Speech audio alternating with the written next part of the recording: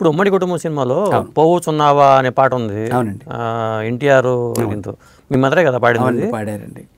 దానివల్ల ఏమిటంటే మునిస్వామి గారు అని నాటకానికి హార్మోనిస్ట్ ఉండేవారు.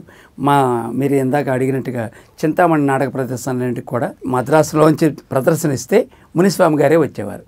అలాగే బాబురావు గారు కూడా టీ చలపతిరావు గారి దగ్గర ప్రఖ్యాతంగా ఉండేవారు బాబురావు గారు అని. బాబురావు గారు, మునిస్వామి గారు, టీ చలపతిరావు గారు ఒక దగ్గరే నేర్చుకున్నారు. పెండ్యాల నాగేశ్వరరావు గారు కూడా హార్మోని. వారి యొక్క అదృష్టాన్ని బట్టి పెండ్యాల గారు ఒక పెద్ద మ్యూజిక్ డైరెక్టర్, టీ చలపతిరావు గారు మ్యూజిక్ డైరెక్టర్ అయ్యారు. బాబురావు గారు ఇదిగో ఈ మునిస్వామి గారు నాటకాలకే ఉండిపోయారు.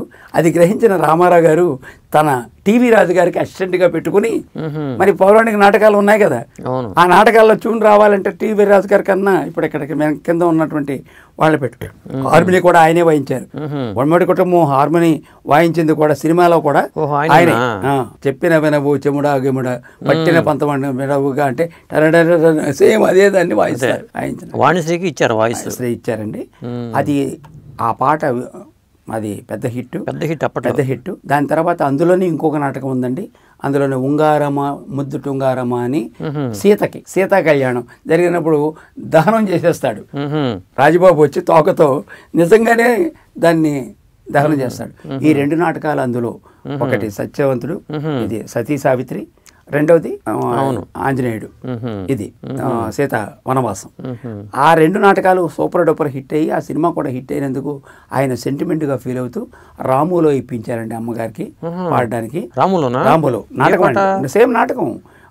రాముడు ఆయన పద్మనాభం లక్ష్మణుడు వనవాసం, సీతారామ వనవాసం చేస్తుంటే ఆ వనంలో మన ఈవిడే పేరేంటి రాములో నాటకం కూడా ఉందా? అవును, రాము సినిమాలో ఒక నాటకం ఉంది.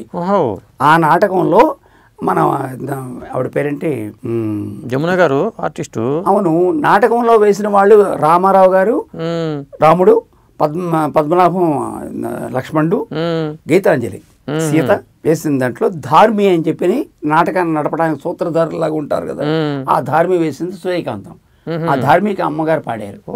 అది అందుకని పలానా వాళ్ళు వస్తున్నారని ఎవరు ఇంట్రడక్షన్ చేయాలన్నా పాట మాత్రం పాడాల్సింది అతనే. ఆ సినిమా కూడా 25 వారాలు ఆడింది. చిట్టి చెల్లెలు కూడా ఏవిఎం వారే తీశారు. దానిలో రాజేశ్వరరావు గారి మ్యూజిక్, దానిలో కూడా పాటలు ఇచ్చారు. అందులోనూ నాటకం ఉంది.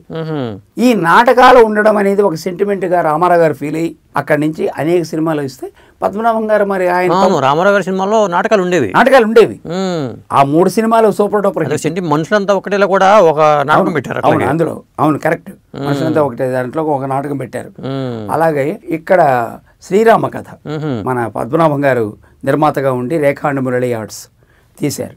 ఆ సినిమాలో కూడా రేలంగ్ గారు వేసిన వేషం, దానికి ఒక భార్య సూర్యకాంతం ఉంటే అక్కడ తెల్లారితే ఆయనకి శరశ్చేదం కాబట్టి చారు చారు నా బంగారు చారు అని అంటూ పెళ్లి బట్టల్లో రమ్మని కోరతాడు. ఆ రకంగా అందులో నాథా నాథా ఇది ఎక్కడ బాధ అని చెప్పని రేలంగ్ గారితో సొంత వయసే, అమ్మగారు మాత్రం సూర్యకాంతంగా పాడారు. మన కోదండపాణి గారు దానికి మ్యూజిక్ డైరెక్టర్. ఇలాంటి ఇంట్రెస్టింగ్ వీడియోస్ కోసం తప్పకుండా మా ఛానల్ని సబ్స్క్రైబ్ చేయండి.